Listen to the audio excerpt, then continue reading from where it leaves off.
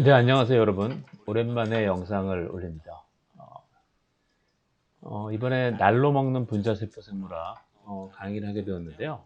이 강의는 제 기존의 강의들 있죠? 이런 책들로 했던 거. 이건 사실 대학 강의 교재예요. 그래서 굉장히 어렵고, 제가 유튜브에 강의를 올렸더니 요즘 댓글들을 많이 보고 있는데, 그렇게 강의를 하려면 차라리 영어 강의를 해라. 이런 식의 말씀들이 있더라고요. 사실 대학에서 전공자를 상대로 강의를 할 때는 그 용어를 사실 원어를 같이 아는 게 좋죠. 그래서 웬만하면 각 용어를 영어로 된 원어를 쓰다 보니까 어떻게 보면 강의가 좀 조사만 한국말이고 나머지는 영어로 된 그런 것처럼 들 소지가 있어서 사실 이런 대학 교재를 이용한 강의들은 일반인들을 향한 과학 강의로는 어려운 면이 없지 않아 있었죠. 그래서 이번에 교양 서적, 교양 만화 책을 쓰게 되어서 이 내용들을 제가 차근차근 강의로서 전달을 드리려고 하고 있어요. 자, 날로 먹는 좀 표현이 좀 천박하다는 말씀들을 하시는 분들이 있는데 날로 먹는다 그러면 이제 사전적인 의미가 어쨌든 무언가에 정당한 대가를 지불하지 않고 이익을 취한다는 뜻으로 많이 쓰이죠. 저 예전에 이제 코로나가 거의 끝나가고 있는데 지금 2022년 거의 끝나가지고 2022년도 2022년 이렇게 빨리 간 해는 올해 정말 처음이에요. 우리가 갈수록 점점 더 빨라진다니까 어른들 말씀으로요. 그죠? 올해가 가기 전에 뭐 하나 만들어놔야죠. 그래서 이 강의라도 저희가 완성하려고 하고 있습니다. 코로나 비대면 시대가 있었죠. 비대면 시대에는 강의를 다 이제 녹화한 강의를 올려놓고 어떤 뭐 교강사님들은 녹화한 강의를 하나를 가지고 몇 학기 동안 계속 트는 그런 경우도 있었죠. 코로나 비대면 시대에 한 번 녹화한 강의 영상을 반복해서 강의를 때우는 교수님들 향해서 어이 저 교수님은 강의를 날로 드시네. 그리고 또 요즘 또 책들도 종이책들이 많이 안 팔리는데 수업을 들어가 보면은 학생들이 전부 다 이제 예전에는 저 같은 경우에는 두꺼운 교과서를 갖다가 가지고 다녔는데 물론 무거웠죠. 그래서 분책을 하거나 막 그랬는데 요즘은 주로 PDF 파일들을 갖다가 구해서 태블릿에 넣고 다니고 실제로 필기도 태블릿 위에 이렇게 하더라고요. 그래서 갈수록 이제 출판기가 점점 어려워지고 있는데 뭐 그건 다른 얘기고요. 어쨌든 출판기도 이제 많이 종이책에서 그 전자책 쪽으로 많이 바뀌고 있는 것 같아요. 전자책 쪽으로. 그래서 이거 사실 좀 인쇄 비용도 굉장히 많이 올라갔죠. 최근에 제 메인 강의 책을 갖다가 3판을 찍었는데 종이값이 너무 많이 올랐어요. 그렇죠? 그래서 기존에 이런 고전적인 출판들을 하는 출판사의 입장에서는 좀 종이책을 안 내고 그 이북으로 만들어가지고 이북은 사실 원가가 거의 안 들죠. 한번 만들어 놓으면 계속 봉이 김선달처럼 팔을 수 있으니까 그죠? 그래서 이북을 주로 파는 출판사나 뭐 웹툰 플랫폼 그런 운영자들을 향해서 기존에 종이책 출판사들은 그런 말을 할 수 있죠. 저 출판사는 날로 먹어서 좋겠다. 날로 먹는 과학 시리즈를 앞으로 계속 하고 싶은데요. 첫 번째로 나오게 된 날로 먹는 분자 세포생물학의 타이틀은 사실 날로 먹는다는 것의 이중적인 의미를 가지고 만드는 그런 이름이에요. 그래서 날로 먹는 분자세포 생물을 통해서 어려운 분자세포 생물학의 여러 가지 이론들을 만화로 접해서 좀 쉽게 큰 노력을 들이지 않고 날로 드실 수 있게 쉽게 공부할 수 있도록 도와드린다 그런 의미가 있고요. 또 하나는 날로 먹는 의 두 번째 의미는 현장감 있는 그렇죠? 현장감 있는 내용을 생생하게 전해드린다 그런 의미입니다. 그렇죠? 냉장고에 냉동을 시켰다가 우리 뭐 물건을 많이 사면은 고기를 갖다가 이제 창고 경매장에 가서 많이 사가지고 소분을 해놔서 냉장고에 얼려놨다가 냉동시켜놨다가 해동해서 다시 먹기는 하죠. 뭐 요즘은 냉동 기술이 좋아서 급냉을 하고 그러면 크게 뭐 선동이라고 그러죠. 크게 상관은 없는데 특히 뭐 육류 같은 건 상관이 크게 없는데 뭐 생선이라든가 뭐 어패류라든가 이런 것들을 한번 얼려도 나오면은 사실 좀 맛이 좀 많이 떨어져요. 수분도 많이 빠지고 과정에서 그죠? 그래서 냉장고에 냉동실에 일정 기간 저장해 놓다가 이제 해동시켜서 조금 덜 싱싱한 상태에서 드시거나 삶거나 튀기거나 굽거나 해서 변형시키지 않고 날 것 그대로의 지식을 전달해 드린다는 그런 의미죠. 그죠? 그래서 이제 뭐 전문 과학 저술가가 아니고, 저는 사실 전문 과학 저술가는 아니에요. 실험실을 운영하는, 현장에서 운영하는 과학자죠. 그죠? 과학 실험 연구가 진행되는 현장에서 얻은 지식을 직접 날로 스테이트로 날고 상태로 그대로 전달해 준다는 그런 의미에서 김이 펄펄 나는 뜨끈뜨끈한 상태의 지식을 전해드린다는 의미에서 날로 먹는다는 표현을 썼어요. 그죠? 자, 그래서 분자세포생물학은 현대 여러 가지 생명과학 여러 분야 중에서도 분자세포생물학이 있죠. 뭐 생화학도 있고요, 뭐 면역학도 있고요. 요즘 뭐 인기 있는 바이러스학도 있고요. 그런 분자생물학이라는 분야도 있고요. 이런 분야 중에서 가장 현대 생명과학 중에서 많은 연구자들이 연구하는 그런 분야예요. 국내에도 가장 큰 생명과학 관련 학회가 분자세포생물학이죠. 그래서 여러분들이 많이 그런 질문들을 하세요. 분자세포생물학하고 분자생물학은 어떻게 다른 거냐? 사실 분자세포생물학, 몰레큘러 셀 바이올로지는 분자생물학적인 기법을 이용해서, 그리고 생화학적인 기법을 이용해서 예전에는 세포를 들여다보는, 현미경으로 들여다보는 그런 학문을 세포생물학이라고 했었는데 20세기 들어서 발전된 여러 가지 분자생물학적인 기법과 그리고 생화학적인 연구 기법을 사용해서 좀 더 발전시킨 그런 학문의 형태가 분자세포생물학이죠. 예전에는 고전적인 세포학, 사이톨로지라고 했어요. 그죠? 그런데 이게 20세기 후반에 비약적인 과학 발전, 여러 가지 기기들이 많이 개발했죠. 현미경도 엄청나게 많은 현미경, 전자현미경도 만들어지고, 또 형광현미경도 만들어지고, 여러 가지 현미경, 요즘은 더 이상한 현미경들이 많이 있죠. 뭐 아토믹 포시스 마이크로스코피 이런 것도 있고요. 또한 최근에는 이제 신약 개발, 난치병 등 치료 방법 개발 등의 의학학과 접목된 기초 학문으로 가장 많은 각광을 받는 분야가 바로 분자세포생물학이에요. 그래서 분자세포생물학을 좀 더 자세하게 배우기 위해서는 이런 대학 교지를 사용하는 게 좋지만, 이번 강의 시리즈에서는 이 날로 먹는 분자세포생물학 이 책을 가지고 아주 좀 더 쉽게, 가능하면 원어는 사용하지 않고 한국어로 강의를 끝까지 진행해 보려고 하고 있습니다. 이제 뭐 또한 이렇게 일반적인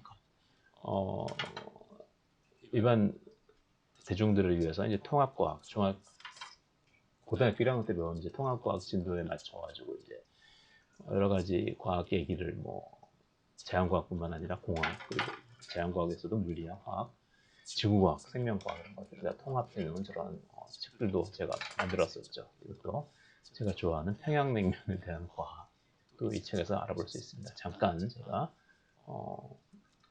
광고를 하고 넘어갈게요. 자, 어쨌든 이 날로 먹는 분자세포 생물학은 이러한 목차를 가지고 있어요. 1장 세포의 발견, 2장 세포의 구조와 기능, 3장 세포막과 물질 수송, 4장 세포 골격과 세포 이동, 5장은 세포 연접이, 세포 듣기 연접하고 있는 거, 그리고 세포가 세포 외 기질에 붙어있는 세포 물장, 6장은 세포가 분열하고 다시 성장하고 그런 세포 주기, 마지막으로 7장에서 세포 신호 전달. 그래서 이 순서라든가 이 구성은 대중과학 교양 만화이지만 대학에서 사용하는 분자세포생물학 교재의 내용을 거의 다 담고 있어요. 그래서 앞으로 반응이 좋으면 날로 먹는 시리즈를 생화학, 또 분자생물학, 면역학 이런 쪽으로 계속 확대시키고 싶은 그런 생각입니다. 자, 첫 번째 장 세포의 발견에 대해서 공부해 보도록 할게요. 현대를 사는 우리들은, 일반 사람들도 모든 생물이 다 세포로 이루어졌다는 것을 알고 있죠. 그죠? 이 세포는 과연 언제 발견된 것일까? 과연 언제 처음에 세포가 발견된 것일까? 그죠?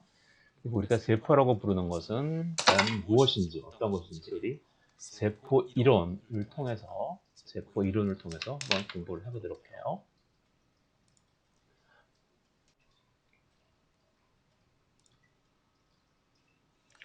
자, 아까 말씀드렸던 세포생물학, 그리고 분자세포생물학은 무엇인가? 다시 한번 그림을 보면서 말씀드릴게요. 세포죠. 제가 그린 세포예요. 이렇게 그리면 동물세포고, 이렇게 그린 애들은 이제 식물세포예요. 뭐긴 뭐야? 우리 세포에 대해서 공부하는 생물학의 한 분야 아니야?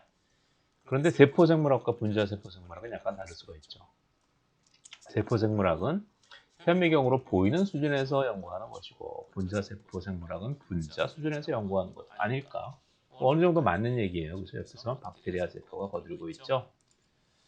자, 그렇다면 세포란 무엇일까? 여러분들은 세포를 본 적이 있나요? 저는 비교적 오래된 사람에 속하는데 분류하자면 한국인의 평균 나이보다 훨씬 많으니까 70년대 초등학교를 다니면서 이런 실험을 했던 기억이 나요. 그때 이런 현미경이 하나씩 있었죠, 과학실에. 그래가지고 과학 시간에 자연 시간이었어요. 자연 시간. 자꾸 옛날 얘기하면 안 되는데 초등학교 때는 그때 국민학교였죠. 국민학교 때는 자연 시간. 중학교 올라가면서 물상과 생물, 물상이라는 과목이 있어요. 물상이 이제 물리하고 화학을 합치는 그런 과목이었고 과목이 약간 두 개로 바뀌었는데 요즘은 물상이라는 과목 없죠. 어쨌든 중학교 때 혹은 초등학교 때 생물 시간에 현미경을 가지고 광학 현미경이죠. 밑에서 이렇게 빛을 비춰가지고 그죠? 여기다가 샘플을 올려놓고 관찰하는, 그래서 세포를 관찰하는, 양파 세포를 관찰하는 실험을 했죠. 대개 실험 서적에는 양파의 세포나 혹은 양파 껍질이 얇게 벗기면은 거기 세포를 볼 수 있으니까, 또 구강세포, 구강상피세포, 구강 입 안쪽 그 가죽을 갖다 면봉 같은 걸 막 긁으면은 입 안에 있는 세포들이 좀 떨어져 나온대요. 그래서 그런 것들을 관찰하는 그런 실험이 있었죠. 그런데 그 구강상피세포는 잘 관찰이 안 됐던 것 같아요. 여러 가지 염색 기술도 좀 미진했던 것도 있고, 하지만 이 양파세포는 굉장히 관찰이 잘 됐던 것 같아요. 그래서 양파 표피세포를 관찰했는데 지금도 똑같은 실험을 합니다. 지금도 똑같은 실험들을 하더라고요. 그죠? 그래서 양파, 그 하얀 양파 말고 빨간 양파를 볼 수도 있고, 이런 거 다른 것도 볼 수 있다. 그죠? 죄송합니다.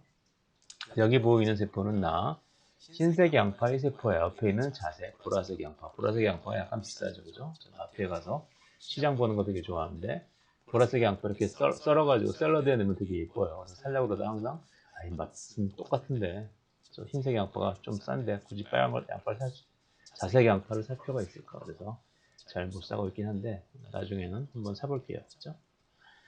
자, 색깔이 바로 옆에 있는 자색 양파세포가 아니고 흰색 양파세포인데 왜 보라색으로 보일까?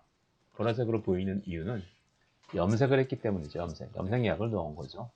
염색을 안 하면 저렇게 세포의 구조가 잘 안 보이고, 특히 이 세포 안에 있는 핵이죠. 핵 구조를 잘 볼 수가 없어요. 그렇죠? 색깔이 보이는 이유는 약을 쓰기 때문이지, 작은 방처럼 보이는 게 하나하나가 모두 다 세포인 거죠. 세포. 그리고 그 안에 동그란 것은 세포 핵인 것이고요. 그렇죠? 자, 이제는 우리는 쉽게 세포를 볼 수 있지만, 우리는 쉽게 세포를 볼 수 있어요. 우리 온라인 마켓, 오픈 마켓에 가면은 저렴한 광학 현미경, 저도 집에 몇 개 있는데, 저희 집에 아이들이 어릴 때 샀다가 아직 안 버리고 가지고 있는데, 굉장히 싼 값에 굉장히 좋은 성능의 것들을 많이 살 수가 있어요. 그래서 몇만 원이면 쉽게 관찰할 수 있는 그런 현미경을 살 수 있는데, 저 어렸을 때만 해도 그런 현미경이 굉장히 사기 힘들었죠. 그래서 물론 백화점에서 과학 교구상가에서 굉장히 비싼, 전문가용도 아니지만 그때는 물건이 워낙 귀하던 시절이니까 비싼 현미경을 막 그림의 떡처럼 사고 싶었었는데, 요즘은 그 정도 성능 나오는 것들을 쉽게 살 수 있으니까 관심 있는 분들은 쉽게 오픈마켓에서 이러한 전문가용 현미경이 아니라 일반 현미경으로도 충분히 볼 수 있으니까, 관찰할 수 있으니까 쉽게 살 수 있다는 말씀이죠. 그렇죠? 그래서 우리는 지금 그러한 현미경들을 사서 쉽게 세포를 볼 수 있지만, 과거에는 어땠을까? 과거에 자, 항상 세포생물학 책에 보면 제일 먼저 나오는 분이죠. 레벤후크, 안토니 반 레벤후크. 그렇죠? 네덜란드의 레벤후크, 네덜란드 사람들이 예전에 과학을 많이 연구를 했었죠. 그죠?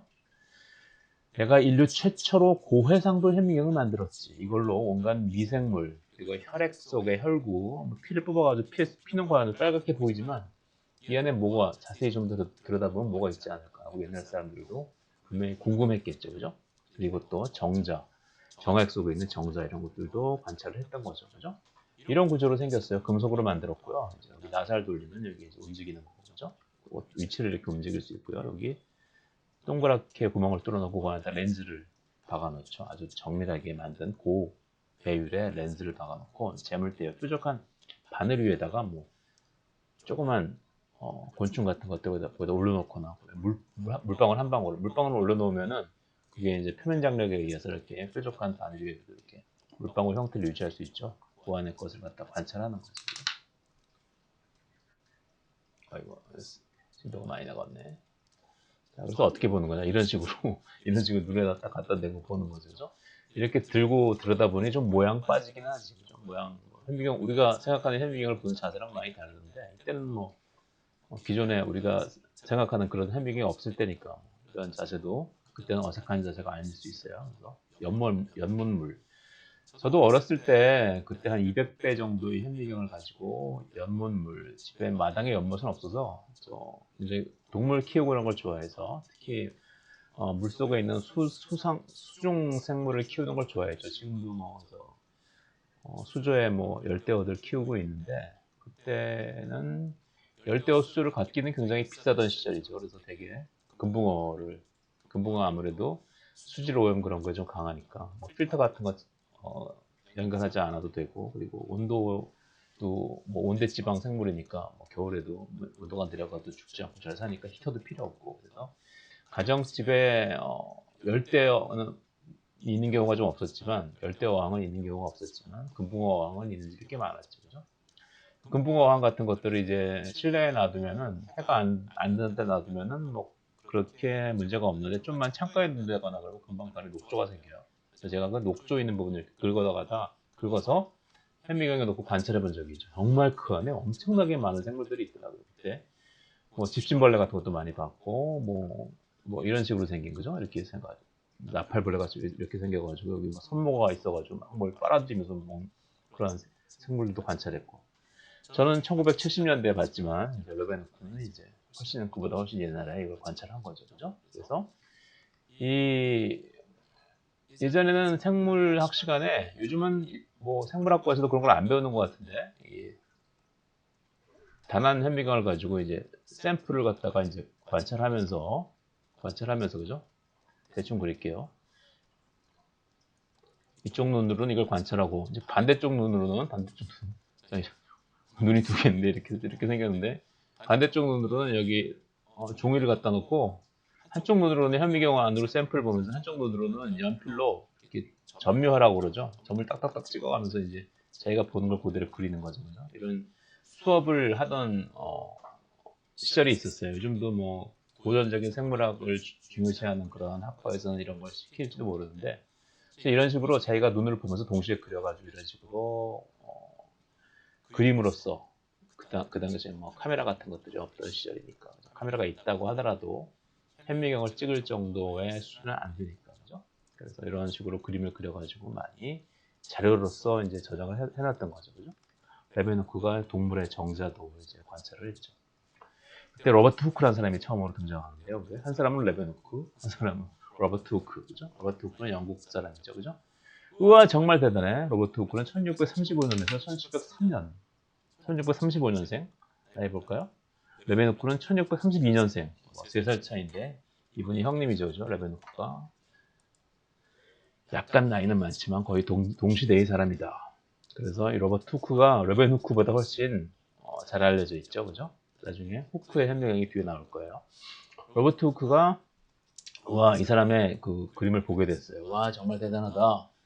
과학자도 아닌데 과학자가 되려면 어디 뭐 왕립 학회에 그런 이제 등록을 해야 되니까 과학자도 아니고 렌즈 가공이 취미인 사람이 직접 만든 자작 현미경으로 이렇게 엄청난 관찰을 해서 기록을 남겨놨더니 정말 대단하다. 그래서 나도 현미경 좀 보여달라고 연락 좀 해봐야겠다. 요즘은 그냥 이메일 한 통 띡 보내면 영국에서 네덜란드, 한국에서 영국으로, 한국에서 네덜란드로 쉽게 연결이 되지만 당시엔 편지를 썼겠죠. 편지를 쓰면은 시종이 말을 타고 가서 뭐 배달한다든가 여러 가지 배달 방법이 있겠지만 지금처럼 빨리 전달은 안 됐겠죠. 그래서 영국 왕립학회의 일원이었던 로버트 후크는 레베누크에게 현미경을 구경시켜달라고 연락을 하였으나 어땠을까? 답장이 왔죠. 로버트 후크님, 나 레베누크 님처럼 고명하신 학자께서 일기에 포목업자, 직업이 따로 있었어요. 포목업자인 제가 취미로 만든 물건, 완전히 취미로 한 거죠. 혼자서 취미로 만든 물건에 관심을 가져주신 것은 대단히 감사합니다만 저는 그냥 혼자서 연구하고 싶어요. 귀찮은 거죠, 그죠? 귀찮고 뭐 이런 굉장히 뭐 왕실 학회의 뭐 권위 그런 거에 기대고 싶지 않았을 수도 있어요, 그죠? 이런 현미경 하나 가지고 엄청 튕기네. 너무한다. 혼자서 좋은 실험결과 독차지하겠다는 건가? 그 당시에는 뭐 요즘 학자들처럼 연구 결과를 많이 발표해서 논문을 많이 써야지만 학계에서 뭐 살아남을 수 있고 뭐 좋은 학자로 성장할 수 있다. 뭐 그런 건 없었겠지만, 그죠? 지금 있다고 하더라도 지금처럼 뭐 심하지 않았겠지만, 그리고 이 사람은 뭐 학계에 진출하거나 뭐 그런 욕심이 있는 게 아니죠. 혼자서 자기 일을만 하고 싶었던 것이고 그렇게 뭐 욕심이 많이 없었던 거죠. 그죠? 당연한 거 아니야? 과학은 예나 지금이나 경쟁인데 요즘은 정말 경쟁이 굉장히 심해요. 근데 로버트 후크에겐 사실 현미경이 있었어요. 우리가 교과서에서 굉장히 많이 본 지금의 현미경, 지금의 광학 현미경하고 굉장하게 비슷하게 생긴, 그죠? 그래서 우리가 교과서에서 많이 본 로버트 후크의 현미경으로 사실 레벤후크의 그러니까 금속으로 만든 쥐돈 모양의 현미경보다는 훨씬 더 현재의 현미경과 유사한 형태로 생긴, 이것 또한 2개 이상의 렌즈를 가진 거죠. 여기 대안 렌즈, 대물 렌즈죠. 그리고 이 안에 몇 개의 렌즈가 더 있죠, 그죠? 렌즈를 가진 복합 현미경이었다. 복합 현미경. 우리 여기에 이제 불을 붙여가지고 기름을 담아가지고 불을 붙여가지고 불을 붙여야지 보이니까 이제 렌즈로 모아가지고 이제 여기 있는 샘플을 비추는 거죠, 그죠?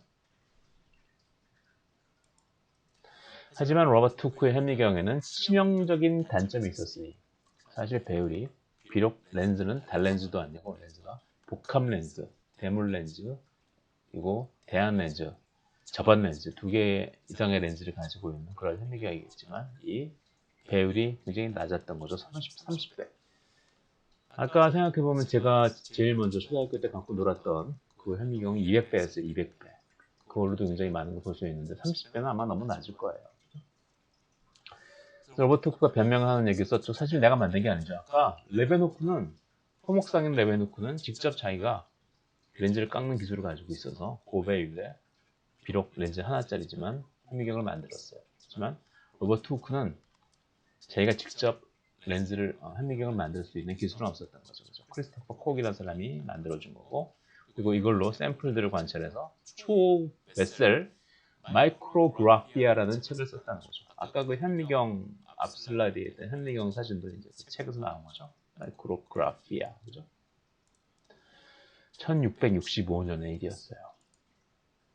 그런데 이건 레벤호크, 로버트 후크의 현미경이 아니고 레벤호크의 현미경이죠. 나는 비록 생긴 것도 뭐 주덕같이 생기고 렌즈도 하나밖에 없지만 배율이 250배. 로버트 후크의 30배에 비해서는 엄청 거의 10배 가까이 높죠, 그죠? 중요한 것은 현미경의 뽀대가 아니고 현미경 렌즈를 만드는 기술이다. 렌즈를 잘 깎아서 정말 고배율의 렌즈를 만든 거죠. 그렇죠? 생각해보면 제가 이제 DSLR이 처음 유행하던 한 20년 전에 그 아주 입문자급 DSLR을 샀어요.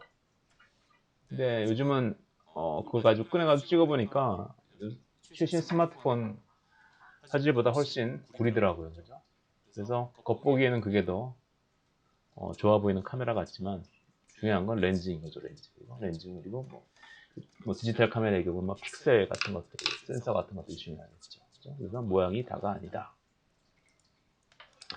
로버트 후크는 고배율, 고해상도의 현미경이 한 사람의 손에만 쥐어진 현실을 아쉬워하기도 했지만, 그렇죠? 달라고 안 줬으니까 약간 삐졌겠죠, 그죠?